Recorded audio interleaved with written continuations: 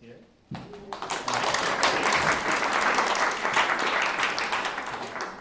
A little bit of background. Jose was born in Santander, Spain. Actually, this is where he currently lives and works as well. He received his MFA at the School of the Art Institute of Chicago. This is also where he received a graduate certificate in art history.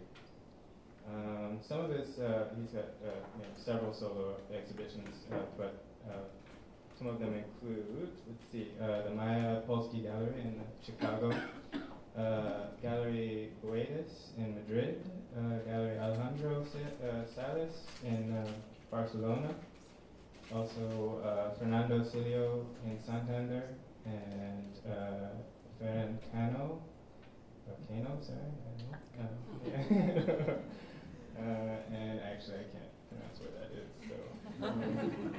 But Vertiz in Oviedo, Spain, also the John Olin Gallery in Minneapolis, Fish Tank Gallery in New York, let's see, Sala de Arte in Robera, that's in Diego, Arnes in Roque in Madrid, and let's see, and that's actually currently he's at Gallery of Stefan Roque in Madrid and Cologne. Let's see, he's participated in oh gosh, I don't even know what to call them all. Anyway, let's see, Art Cologne, Pulse New York, Kiev in Seoul, Scope in Basel, Art Chicago, San Francisco International Art Exposition, Art Miami, Mako, Art Cologne in Germany, Art Brussels in Belgium, and let's see, he's received this is the Marcelino Botin Award, and actually twice, I think, recently again, yeah. And he's also he's exhibited a number of outdoor sculptures as well. But coming up soon, he's actually got he's showing at with Art New York on May 2nd. That's with the Frieze Art Fair. And really, actually, he's got more to tell you, so I'm going to let Jose tell you. But please welcome Jose Cobo.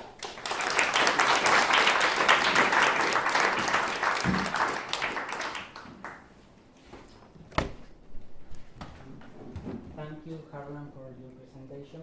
And also I want to thank the Vermont Studio Center, to Kathy, Tara, and all of you that came here to share with me this work. That I'm going to show you slides of work that I've done in the last 6 or 7 years, because I have gone through several, let's say, time periods, and the work has changed. There was always a relation between one period and the next, but this is what I am doing lately. And well, basically, I'm working with the image of children, and also I am integrating the sculptures that I make into the space. I try them to interact very much with the surroundings. Like this, for example, is a piece in Ferran Cano Gallery in Palma de Mallorca. This is an older space. His gallery is built in a space that was Romanesque. It was built in the 11th century, so they don't know what was in this room. But as soon as I saw it, I could imagine the child there, and I made it for that, and that was the beginning. Because I saw that the space, that was the beginning of this trend. Basically, I'm trying to.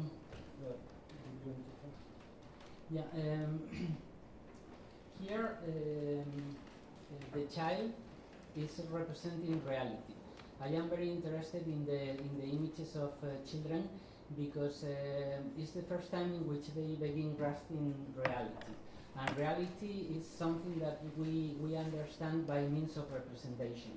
It's like, for example, if you think about perspective, things like that, like with 3 lines you can understand a 3-dimensional space, like a room. things like that. And also you can represent states of the mind, like fear or things like that. And children are very good with this. And but basically, what is really important is that they understand reality. We understand our surroundings by means of these representations. Like, for example, if you think about space, it took many centuries for humankind to realize perspective, for example. However, you can teach that to a child in a few minutes, and they will grasp that and they will understand the meaning. So I think it is very important, that representation. So here I used one of my children when he was young. I have two children, and here he was about 3 years old, and he was doing these drawings, and I was really fascinated with the way he represented his house, his friends, all of that. And it's funny because after all, the drawings you get out of the drawings that I got for my piece, that somehow I stole. So far, he didn't ask for any fee or anything, but I don't know in the future. But it is somehow a collaborative work because, as I was telling you, adults teach children how to represent reality. By the other hand, they make it much funnier, much better. So I think these drawings are the consequence of both things, the mixing of these two things. Another way to understand reality is through your own body. We see in contemporary art very often that artists try to show things related to the body, because after all, the measurement of the body is what gives us the measurement of the scale of things. Things become bigger or smaller in relation to the bodies. So another advantageous thing about using children for me is that you can control them from the back. It's like you look at them while they are measuring, while they are understanding reality by touching, by moving around, by seeing the limits of it. And also you can control them from behind. One of the things that I do with these children, I'm going to show some of them are similar, and that's another thing. I like to do the same, not the same, but similar pieces, similar poses, let's say, or similar, because I think that creates attention. It's like you see several pieces like this, for example, and they are almost the same, but there are some tiny, very subtle differences, and I think that gives you a different perspective of time. I don't know. I think it is something that I like to do, and again, it is very important that you can control the scale. I mean, they are trying to understand their space, their reality. By the other hand, you are watching them how they are going through this process. If they were too big, like for example, life-size adult people, you would have to confront them in a very different way. It's like in one shot, you couldn't see the whole image. You would have to go little. You would have to scan almost. But with these children, they take so little space that in one shot you see the whole thing, what they are doing, and in this way. We become sort of anthropologists. It's like because you are in control of that image, of that situation. This is also in the same gallery in Palma de Mallorca. Again, this is an old, like 11th century oven for, well, they don't know, but probably for making bread or something like that. And this is another point of view.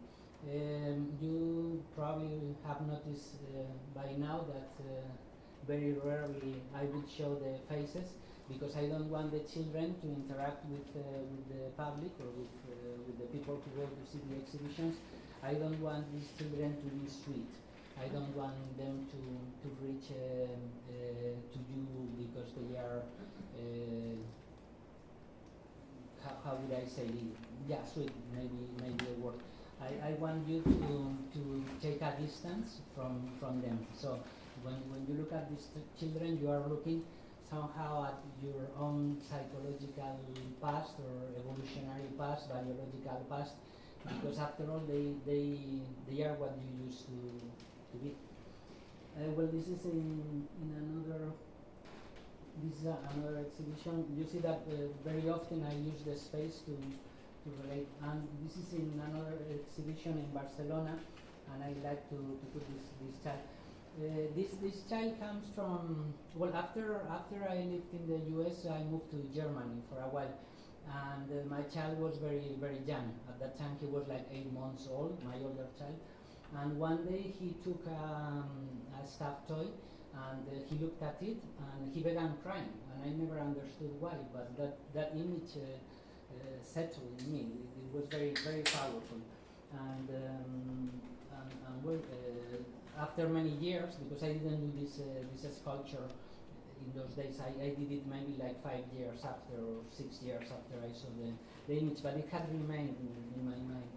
And here you can see very clearly what I was telling you about making the faces in a way that are very difficult to reach.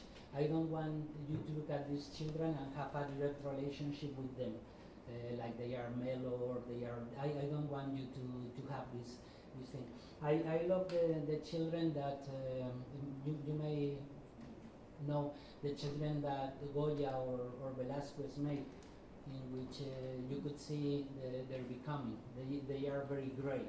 You can see almost, you can foresee the future of that developing person. You can see not only the present but also the future.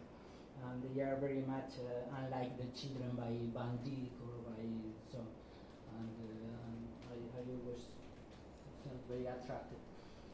And here again, he's in his thoughts, in his deep thoughts. However, you are trying to understand that. You are trying to see from behind, and you are trying to grasp the meaning of what they are doing. And most likely you will apply. Well, and I told you the word anthropology because that's the way I want these children to be seen. It's like I guess throughout our history or throughout time, we have represented humankind the way we perceived it, and well, somehow I'm trying to represent this as a working process. It's like I could choose to make adults and then try to show the aims of our time through an adult, but I think we believe more and more that there is not an aim to what we do, that we are something in development. And sometimes well, these pieces can be presented on a wall, or they can go on the ground or on the floor directly. Well, maybe I should go forward. Well, no, I will say this. Another thing that is very important, because after all, sculpture is about form. So if you want to achieve something from the spectators, you have to be able to manage how to form in a way in which it will be appealing. So I think it is very important in this case to make these children very biological looking, so they very organic, let's say. And so I developed this system of modeling the clothes in a way in which it almost looks like skin, like something that is part of themselves, that something that is growing with them. Again, you see the interactions of these children. You try to control them, but they have physiology of their own, something that let's say. Well, let me. If I use only one or two pieces, I may put them in the floor. But I was telling you about seeing the whole image in one shot. So when I want to do a larger image like this one, like this mural, instead of putting them in the floor, where the maximum distance that you would have to the pieces would be your height, basically, from your eyes to the floor, what I do is put them on the wall in a way in which it would look like the floor has gone up, and then you would have the whole thing there, and the distance is as big as the room can be. And so they have their own evolutions there, and you are an observer from outside, basically. and that's why I mentioned before this kind of anthropological studies. Like sometimes when I was telling you about the representations of humankind in the Renaissance or in the Baroque, and we can see how humans felt about themselves through this representation. So sometimes it occurs to me that this is like instead of this canonical representation of the humans, like they have this member, like this full body has this member and has become all of these children that have different evolutions that we cannot control no matter how much we study nature and how much we study.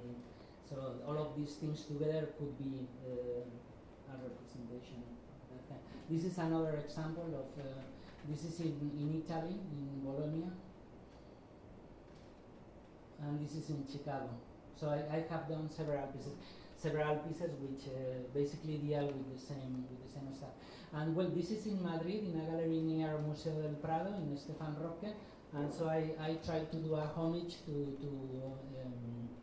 manieristic and Baroque paintings, because they are well, in this time you may remember that they used to represent two different grounds of existence, one which was heavenly and another one that was earthly, and so. Well, but what is fun is that after doing this piece, well, you know that the most important piece in Museo del Prado is the Maids of Honor by Velázquez, and the whole painting is seen like through a mirror. It's something that Velázquez was looking into a mirror and painting what he saw reflected. And here there is not a mirror, but somehow because of that step, it looks like we are seeing the image through a mirror, and so I was happy with that. And these are other pieces. Again, my children give me lots of trouble and work and so, but they also give me some ideas. And one of them, the other one day painted two of his slippers with two faces, which are one of them smiling and the other one sad. And so I took his idea and I made these sculptures in which you can see the slippers as a metaphor, as the way in which life, you can take a good step or a bad step, and it is very much random. And this is also related to cosmologies, different ways of representing reality or how we understand reality, and so that we can try to figure out. Like throughout history, there have been many beautiful ideas of how the world was like and how the universe was like, and all of them, and they are all beautiful, and the last ones are valid for a while, I guess. We can teach them, and here these children are playing with Lego pieces, which also has basically the same kind of meaning.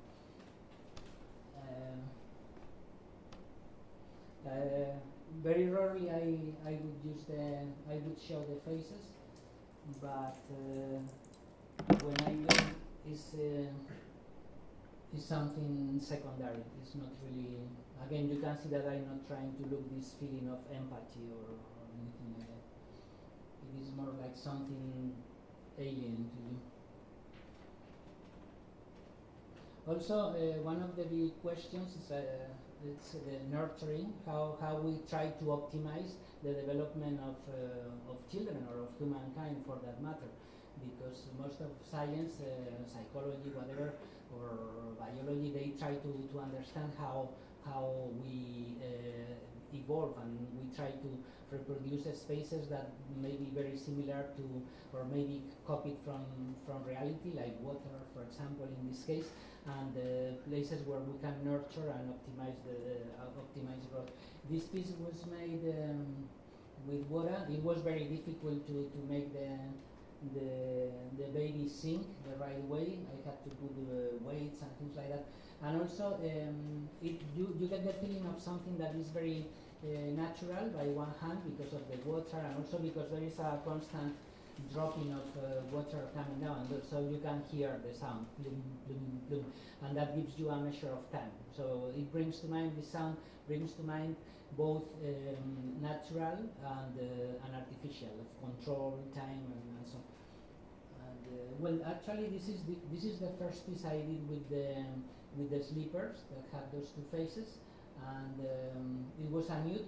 I used to work with nudes until I began with these children. I used to put big emphasis in the skin and so, but now, as I told you, the clothes become the skin somehow. They are organic enough to become the skin. This is in an exhibition in Madrid, and there you can see better the smiley face and the sad face. And also, this is related to nurturing, and how we try to protect the way children. I mean, by one hand, we think that playing is very important because it is necessary for development, and we watch more than ever how the play should be and how we can make the most of it, and how, by the other hand, we are more scared than ever about how children can be safe and all of that. So I made this kind of box in which you see this boy jumping freely, but in an enclosed space, basically. That's the totally safe. And this is another version with you see the other one. This is more like an X, and this is more contained. And this is a gallery in Barcelona, and here I try to make I use an adult, as I told you before. You have to confront it in equal terms, and that's difficult sometimes, because it's not like somehow it may feel aggressive. Well, these two pieces are similar. They are called Tar Father and Chocolate Song, and you can see that the child is highly protected by these safety vests, and this on the beach and this kind of thing. And very often we think about the immediate dangers that may occur while the boy is swimming, things like that. But the reason why this is called Tar Father is because the real danger is the world that we are living for them. And this is a man. This is a big sculpture. Well, life size, but a really big, strong man that I saw in the subway in Barcelona, and he was holding this child.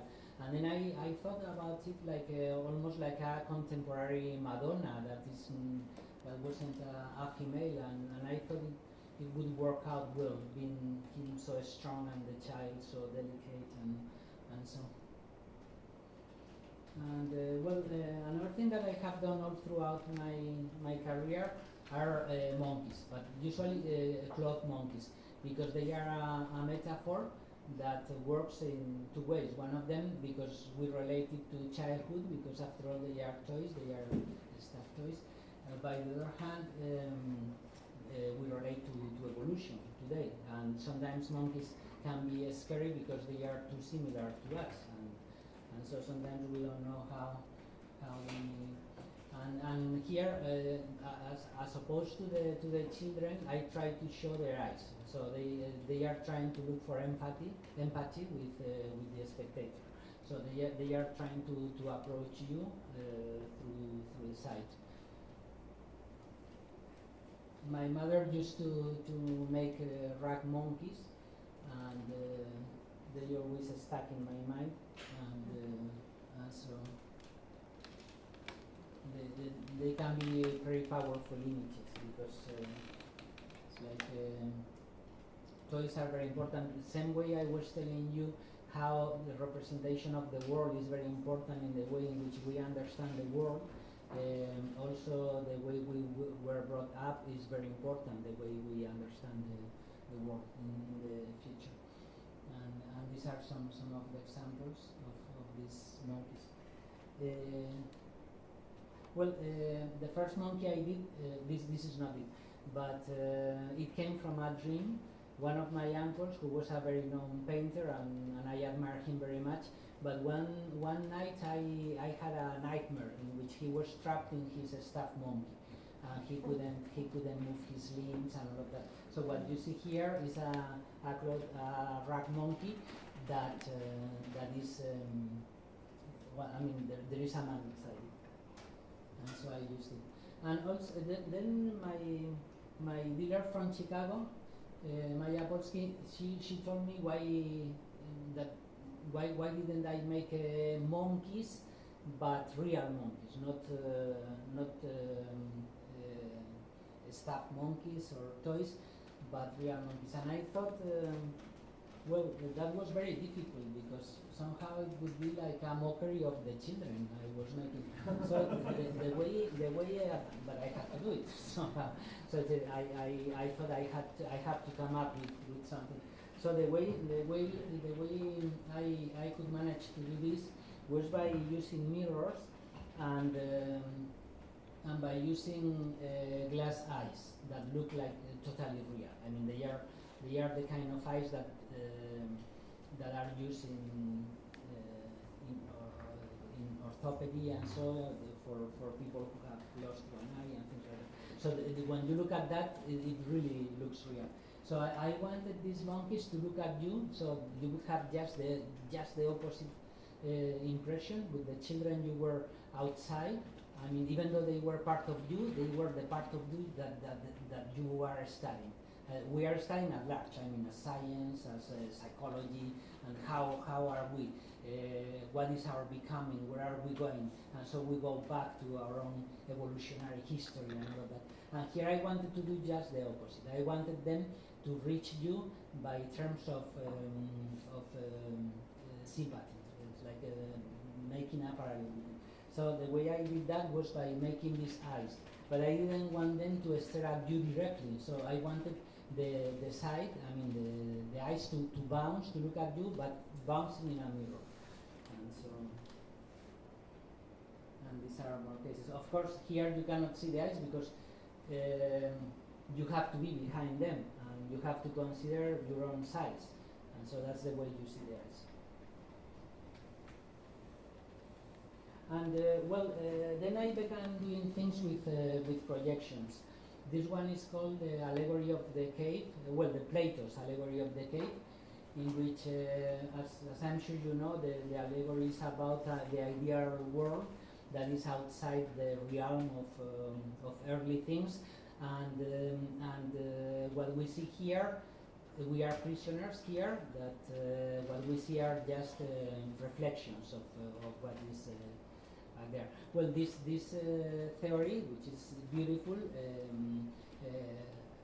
has been considered for many centuries the most important way of understanding reality. It had big influence in religions, how they developed, Neoplatonists and all the influence that had in the church and all of that. However, from the point of view of science, it is very, very unlikely because if there is an ideal form outside our realm, that is what we see, only the projection, then we cannot consider evolution because if forms are fixed in another place, then they cannot evolve. So, and so what I did, I used cars and things like that. Not only a cave in which the shadows mix with the shadow of the child, but also modern objects that couldn't pre-exist because they just didn't exist. So, but one of the main things about this piece is that I wanted, it is very three-dimensional, and one of the means to achieve that three-dimensionality is by setting the piece, the three-dimensional piece of the child, several meters behind or several feet behind the projection, and also you can see two different sizes. Here the child is very small. It may reach your knee more or less, but maybe his height. However, the shadow is very, very high. It's bigger than most people. It's more than 2 meters high. So it is sort of overwhelming when you go there. So there is this disruption of reality of what you see, and this shape mixes with this shadow mixes with the shadows of the themes in the projection. So it is quite a strange environment what is got there, and so supposedly the child would be the prisoner, but here I try to introduce subjectivity, because he's seeing not only the projection that comes from outside, but he's seeing his own projection, and so.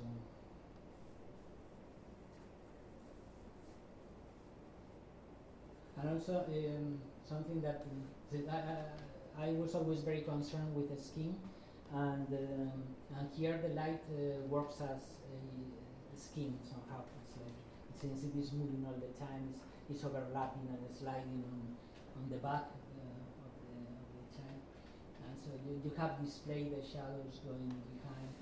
And then after that I thought it was I was thinking in the Pythagorean cosmology, in which he proposed that the world was represented, the ideal world, because he preceded Plato, and the ideal world was really codified in numbers. And so what we saw, it is an elegant theory, as well as Plato's, but it is codified in numbers. And somehow it is more applicable today than Plato's theory, because certainly if you think about computers and screens, it's like almost everything can be codified in numbers. I don't know if we are, but at least we have gone very far with this kind of understanding. And so here, what I did is every certain amount of pixels that you see here represent a number, and these numbers are moving, so they are rotating constantly. So when there is light, let's say there are 2-digit numbers, and 00 represents the brightness of black, and 99 represents the brightness of white. And so in between you have the greens, the blues, the reds, yellows, all of that. So as the image moves, the numbers are moving, are constantly rotating. They are spinning, and they are changing according to that.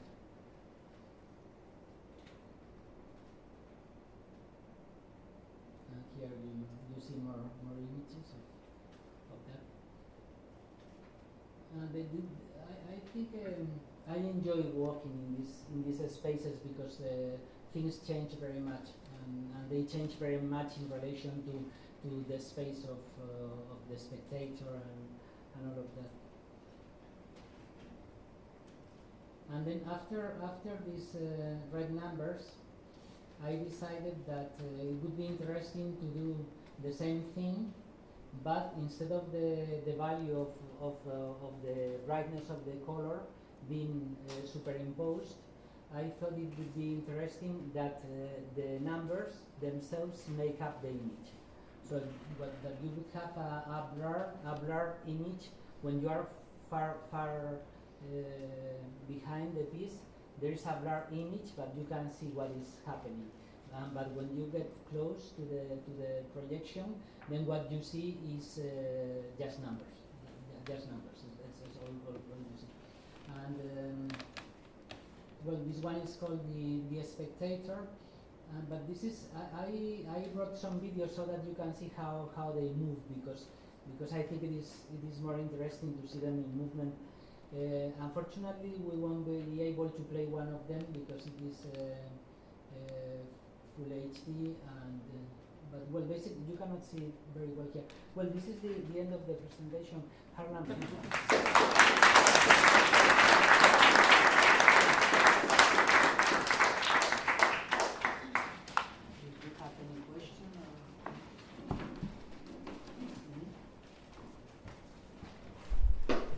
I'll start. I'm curious a little bit more about your surfaces. and maybe more so the palette is so intriguing to me. There's this whole push and pull about the surfaces. Yeah, I in your work. didn't say anything about materials, but I'm using a material that I buy in New York that I cannot find in Europe, and it is an epoxy resin. And I have developed a system in which I can build directly with this material on top of carved styrofoam.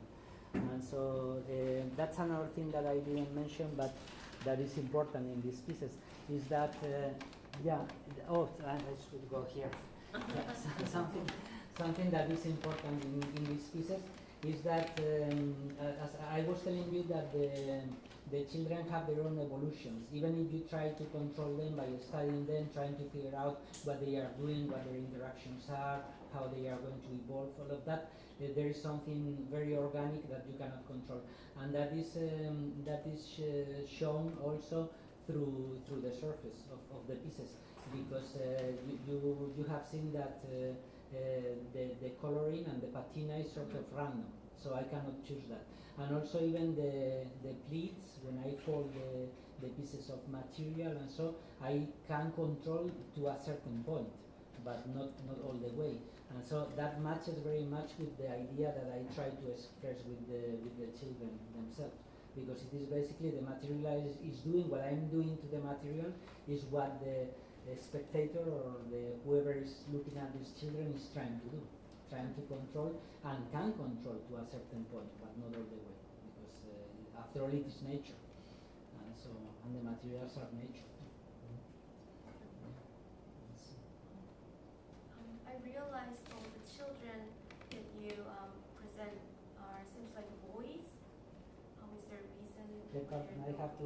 I'm sorry. I have to ask you to speak loud because like, I don't hear very well. Are boys, not girls. Yeah. I didn't look for that. They just came out that way. Maybe because I have two boys. And also maybe because I don't try to represent anybody that I'm not. So they are Sometimes. genderless? Is that what you mean? They are genderless? They don't have gender? I don't think about it.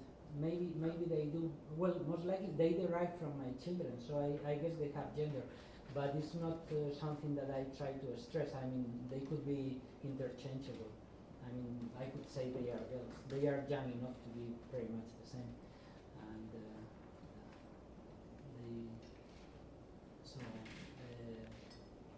I don't think there is any difference for me. From a formal standpoint, I thought it was really interesting designing on the horizontal plane and then projecting on the vertical plane. And I thought it was something interesting in the white wall where I thought the wall almost disappeared. It didn't have the sort of Spider-Man effect of clinging to the wall, sort of figures in space.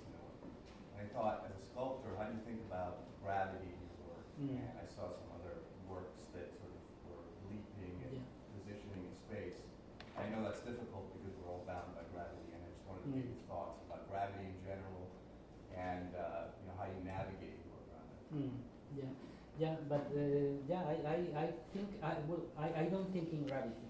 I'm just thinking in distance. It's like if I want to scope the whole image at once, then I need distance, and I couldn't do that with something that is too large. Like even let's say if I make many children on the floor here, I would always have a vanishing point. I couldn't have a full shot of the so since I'm trying to show as a scientific study, something that tries to be very objective, and so for that you have to become something objective. You cannot be part of it.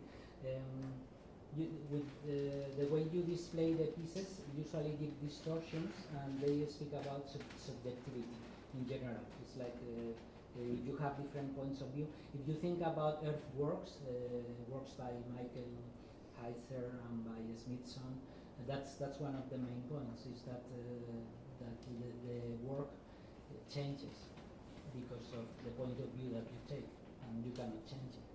And so here I'm trying to break with that, so that I can only give you, or I want to give you only one point of view, which is that of being aloof or away from it, not being part of it, just being part, but just from a rational point of view, trying to understand it. And as I said before, trying to understand it as trying to understand your own past, your own. That's and for that I need that distance, that subjectivity. So do you ever manipulate the scale at all? of The scale. Yeah. Well, I was thinking sometimes. You see these children leaning on the wall. I thought that it would be nice to make one of those leaning on a skyscraper, for example. Very big one. But it depends. It depends, and also it would have to work because you would still have to see it as a child and something. So maybe if you make it that large, it may look upward. So I don't know. It would have to be planned and see how it works. But I think it could work. I mean, for one of these children crawling down a skyscraper. I mean, I have this fixation with the skyscrapers. Yeah, but very small you couldn't do it because one of the reasons why these children work well is because they are small, but still they are in your own reality. They are in your own scale. Mm-hmm. So if you reduce that more, then it gets into another realm, let's say, into another ground of existence. It's like if you have a man that is this size, you may relate, it may be threatening, as I was telling you before, and I have to confront it and face it. But if I make the image of a man and it is small and it is on a pedestal, that is talking about another ground of reality. Certainly, it's not your own ground. And the same thing happens with these children. I mean, they are in your ground because they are life size for them. On the other hand, if I made them this big, they would be something different. You get into another realm. And one of the things that I want to do with these pieces is to somehow that they invade your ground, that you have to deal with them, that you have to confront them, like something that is part of your own reality. That's basically what I. So in that last piece with the figures on the string, how big were those figures? Those were very small. They were They were something like that. Oh. But in this case, it was different because I was trying to play with the materials. Because some of these were very dark and some of them were they were transparent, and so they would work like magnifying lenses, and so they would distort the numbers and cast them in another way, and so I was playing there with something more like the mirrors, like something with the images. And I'm planning to keep working with these numbers because I think it has lots of possibilities. Because by one hand, it is very, again, I go back to the idea of subjective and objective. It is very objective because everything is rendered through numbers. So numbers are numbers. By the other hand, the full image is very blurred. And so you see like through a mist when you are far behind. So it gives an idea of something that is not graspable somehow. It's not sharp. It's not something that you can take.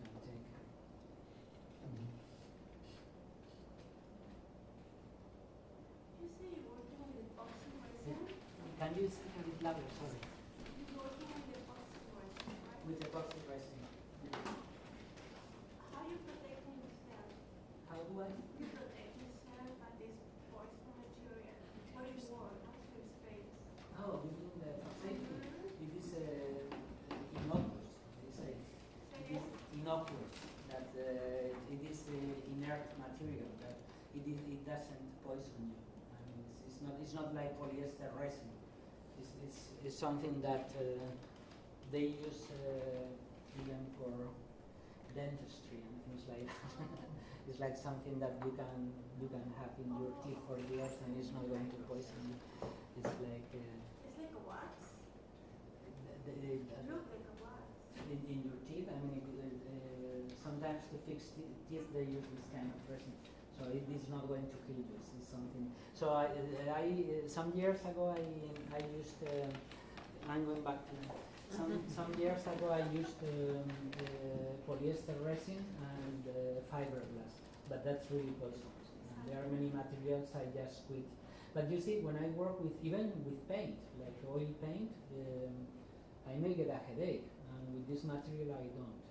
It's like it's almost like clay. It works like clay, but it doesn't have any smell.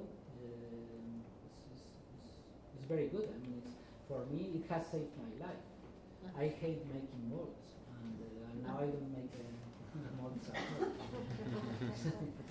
It's really good. After all, yeah. And also, even if I wanted to do this kind of texture with clay, I couldn't. I couldn't because clay. Let's say that it doesn't have its own life. Here, I push it and then it goes back, and it's like I have to fight with this material. And also, you cannot. If you do something wrong, you cannot correct it. Somehow, I make a parallel between this material and painting with fresco. I don't know if you are familiar about painting with fresco. You have to decide what portion of the wall, if you are painting a wall, what portion of the mural you can paint in one session. Because after that, the plaster is going to harden and the paint is going to be there. You cannot retouch that. I mean, if there is a mistake, there is a mistake. And so you have to do a portion of the wall, then the next portion, then the next portion, and try to match very well the colors. Here the same thing happens. When I do these figures, I can make, let's say for example, the face, and I have 3 hours to do that. So I have to work very quickly against the material and using the material both. Then I have to do the back, and that has to be a full layer. And then it hardens, and that's it. I cannot do anything else. And the next day I have to do the front. The next day the arms. So it's like I cannot. If something turns out bad, then that's it. I would have to chip it off, which I never do. Yeah. But it's a great material. I mean, the only thing is that you have to be very confident. You have to know very well what you are going to do. It's like with fresco. With fresco, you have to make many sketches. You have to know exactly how it is going to be. You have to transfer the sketches. You have to make the sketches and then make them big, blow them up, and then transpass them to the wall. And so you have to have a very precise idea of what you are doing. Jose, thank you for sharing. Thank you to you.